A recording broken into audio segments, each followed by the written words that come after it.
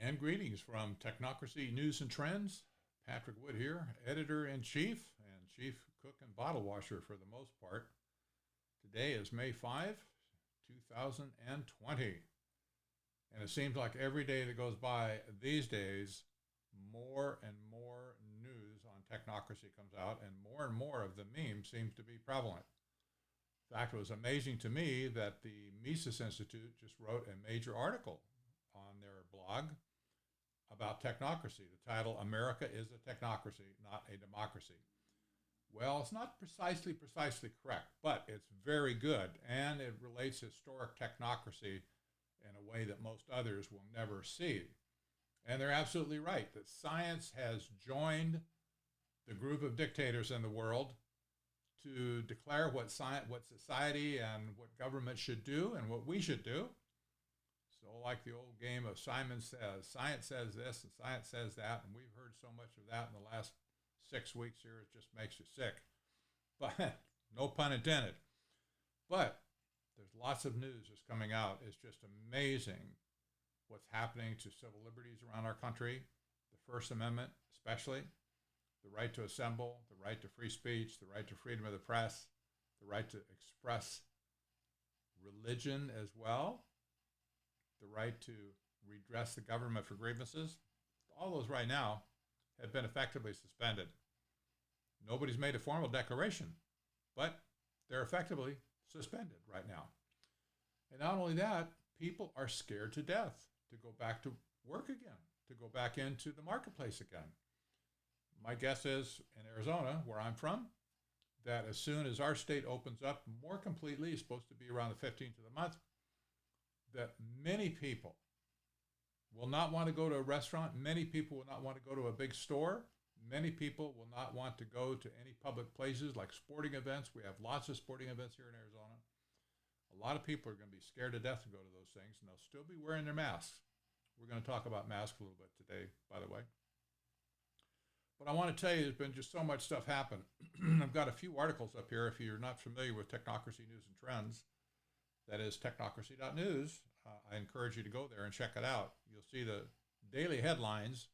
Just do nothing. Don't click anything. You just watch it for about 15 seconds. You'll see all the daily headlines. I post 3 stories a day typically. Sometimes if it's really compelling, I might throw a fourth in. But I try and keep it simple so you're not drinking out of a fire hose. The only object of Technocracy News and Trends is to make the point that technocracy is in charge today, and it's growing. I made the proclamation about a month ago that everything going on in the world with the great panic of 2020, the people controlling the narrative and so on, I made the declaration that technocracy has scored. It's coup d'etat. I saw this coming years ago, that there would be a day when they realized they had enough power and enough influence to finally flip the switch and throw us into full-blown technocracy. Doesn't mean that the people cannot stop it at this point necessarily, but I want to tell you, the technocrats of the world are acting like they are on top right now, and they don't want to give up. We talk about going back to work. A lot of talk on this in Arizona right now. We had a couple of rallies recently, people trying to convince the governor to open up the state. He gave a 2-week extension recently, even though we've only had 300 odd deaths in Arizona. It's minuscule. But we shut down our economy in Arizona. It's absolutely amazing. There are just thousands of people have been thrown out of work. Hundreds of small businesses are going out of business. But the technocrats are not giving up. Now that there's some visibility on opening up again, all of a sudden new guidelines are coming out from the CDC and from the federal government and then trickle down to all the state governments and the local governments. New guidelines to show us how we should actually start up. Well, we should only have half capacity used in a restaurant, for instance, and put the table 6 feet apart. And in some cases, they're putting up plastic shields between the tables to make sure nobody can breathe on themselves, each other across the divide. This is no way to run a restaurant. I'm sorry. It's supposed to be a social place to go and visit with people and so on. But all these guidelines are coming out, and it's not done. Here we have Costco, the major box store. You all know Costco. Costco has declared unilaterally they will require and demand that nobody enters their store except they have a face mask on. A little crazy. Nobody told them to do this, by the way, as far as we could tell. But that's what they've declared. And other big box stores will probably follow suit and want to do the same thing. So we need to talk about a couple of these things today and just see how they add up. It is amazing to me that we just can't get away from this. One story for sure, fever reading drones heat up the privacy debate. You're going to see this happen all over the country. Drones are going to start appearing in the sky that are taking pictures of people as well as their temperature as they go about it. You say, well, what are they going to do with that? Well, they want to know where the virus spreads. Here's the problem. How many ways are there to get a temperature? Only COVID-19? No, I think there's a lot of other ways one can get a temperature. What if you just have some other type of infection?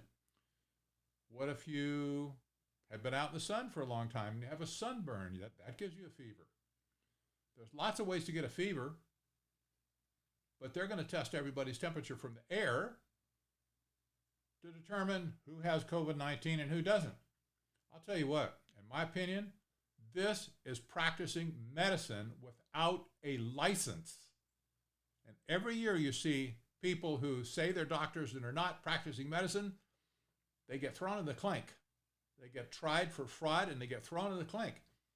This is practicing medicine without a license. These are control-crazed technocrats who have no interest in medicine whatsoever, but they want to know everybody's temperature so they can reach out and isolate you and keep the evil virus from spreading.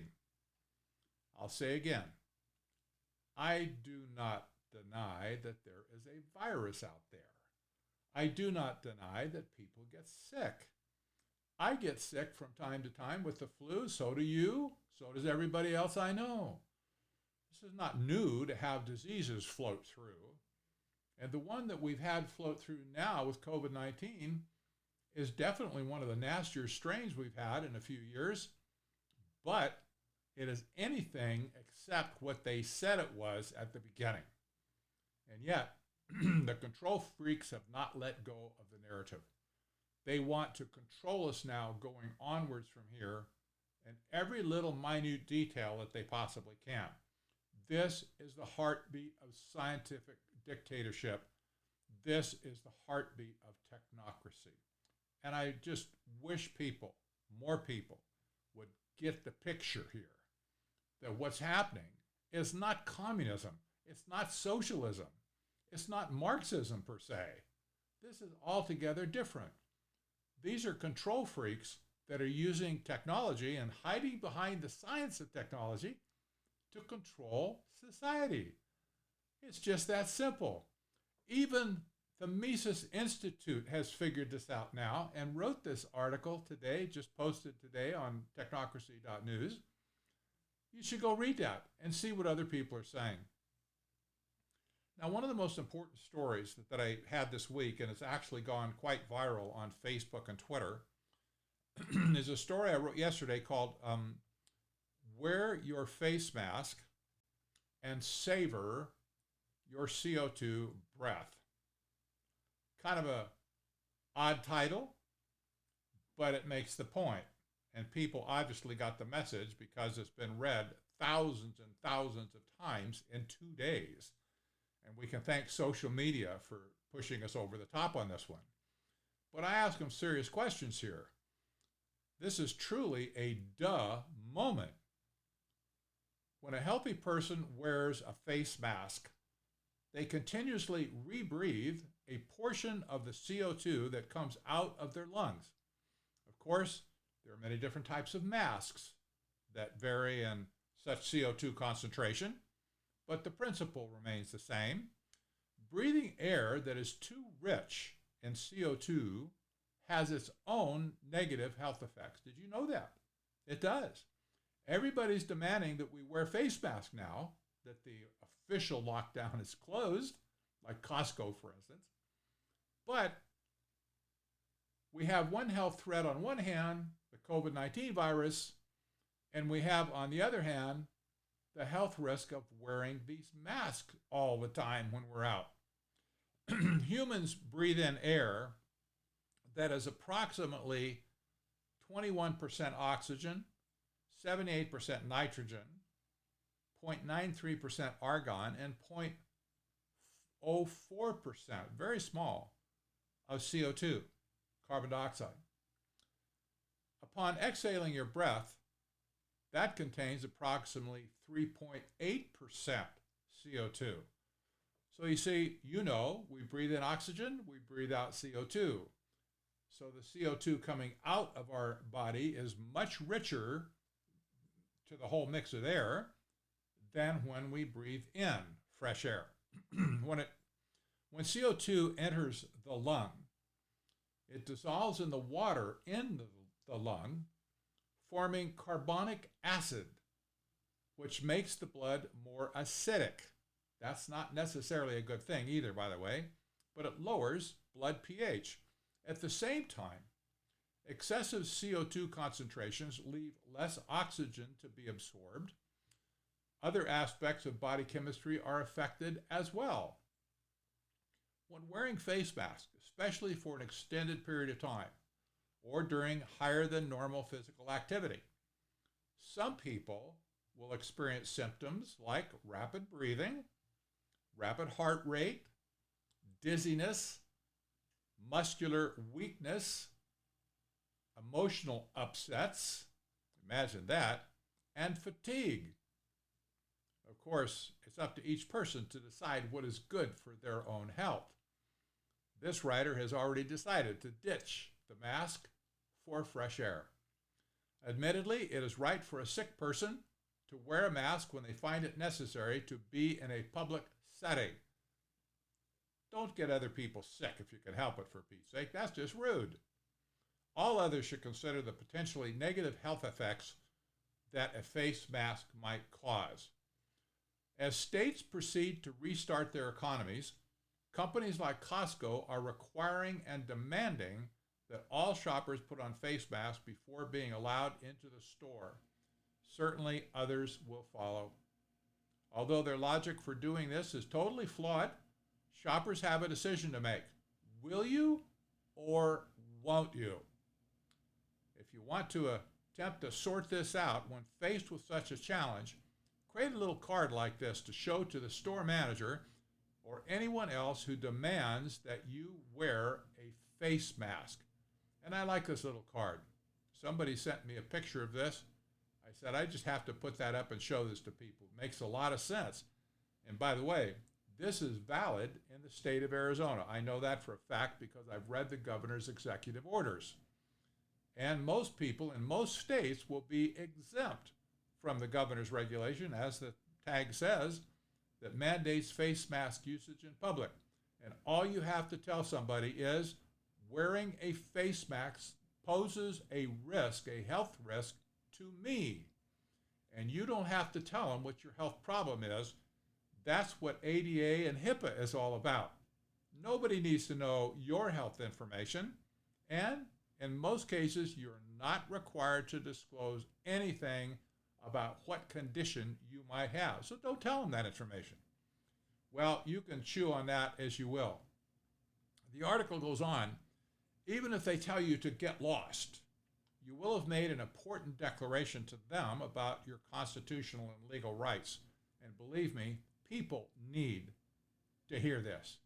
They need to take a deep breath themselves and hear this. And lastly, I'd ask, what is the real agenda of requiring everyone to wear masks even after the pandemic subsides, which it has now?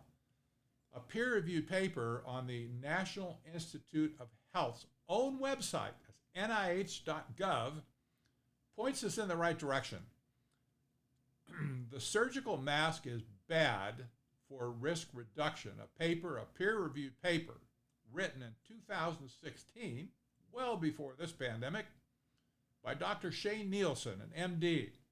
And he notes that wearing a mask reinforces fear. This was a psychological study. And that this fear surfaces in public policy. So the fear of the people translates into public policy soon enough. And he concluded at the end of this, the problem of effect in political terms is a contagious one. Fear spreads among the public, leading to intensification of risk management. How about that? Thus, the government's control to encourage the continued use of face masks is to reinforce fear so that their own risk management programs can be intensified. This, in pure terms, is nothing short of psychological manipulation, and it has absolutely nothing to do with health or keeping people safe. It simply does not. Now, just to make the point here, there is a video embedded in this article. I would encourage you to go listen to it. It's pretty good. But there are doctors across the country, MDs, who actually treat patients, which is more than I can say for most of the technocrat fearmongers that are telling us what we have to do.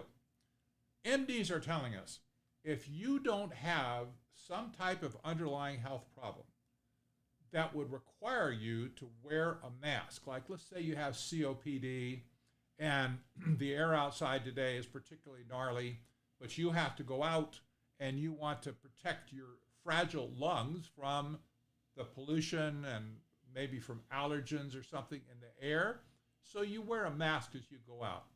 You're trading off one risk for another. A person with COPD probably should never wear a mask at home, certainly. But when they go out, okay, you figure, I got to do what you got to do. I got to go out. I'm going to wear the mask.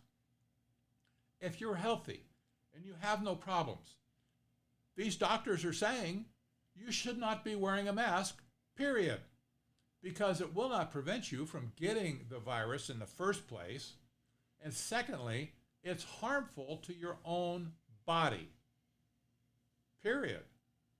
We need fresh air in the mix that we have surrounding us, like all the air in my room right now is approximately the ratio that I cited earlier. This is what's supposed to go into our lungs, not a mixture that's enriched with CO2. People are not going to take kindly to you telling them this, by the way. That's one good reason you should have a little card, like we just displayed, and tell people, this is the deal. You can't force me to do something that would be adversely harmful to my own health. You simply cannot do it. I will not let you do that. Well, we'll see how this plays out. It's going to be an interesting ride, I have to say. One other article that I want to point out to you today, actually really a lot of them, but I don't have time. I put up an article yesterday that just was a lightning rod of criticism from all kinds of readers at technocracy.news. And I would encourage you, if you want to get into the mix and weigh in and take your best shot, you can. This is the place to do it. But I put this article up, Conspiracy Theories Collide to Obscure the Plain Truth. And what this is about, this picture at the top here is burning 5G towers in England. Over 50 towers have been destroyed in England now. The big tech companies are not too happy about that, obviously. I have nothing for 5G, by the way. I know it's harmful. I know it's not going to do us any good. I know they're using it primarily to light up the Internet of Things so that they can control everything in the universe through using 5G for real-time communication. So don't hit me on the idea that I don't understand 5G. I was writing about it before anybody else was, almost.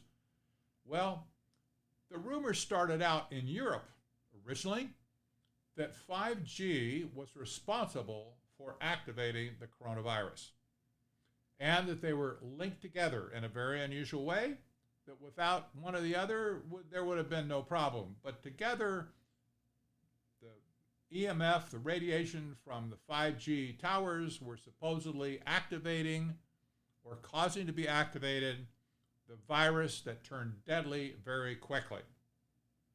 Because of this rumor, people got the fear, the additional layer of fear laid on them, that they needed to get rid of the 5G towers. So they went out and they started to burn them down and tear them down and just basically dismantle them any way they could. And they did so. Some of them are in jail, by the way, that got caught doing it. But here's what happened. There was a nasty article written by TechCrunch, T-E-C-H, Crunch. And you can read the article. It does no favors to anybody. It's full of mistruths and half-truths and exaggerations and whatever. But I put this article up so people could see the damage that is done when these false narratives get started. You can call them conspiracy theories if you want, because they're not based on fact. But when people take after this and they make a big splash, big headline splash like this, all of a sudden, the rest of us, as well as them, are set up for severe criticism. It gives ammunition to the enemy to take every shot in the book that they want to take at us. So now, anybody that talks about 5G, conspiracy theorist. Anybody that talks about coronavirus, conspiracy theorist. Everybody now is lumped into this radical fringe because a few people decided to go more or less off the rails and pursue this conspiracy theory and make a big splash for themselves. I don't know if they're proud of that or not. I haven't talked to any of them personally, but I wrote at the top of this article, when 5G met COVID-19, it was just too much for some conspiracy-minded denizens of the internet. Non-factual stories and rumors began to circulate, and then people started vandalizing 5G towers. Although the real facts behind both 5G and COVID-19 are in plain sight, and I believe they are at this point. I've been writing about both of them for a long time.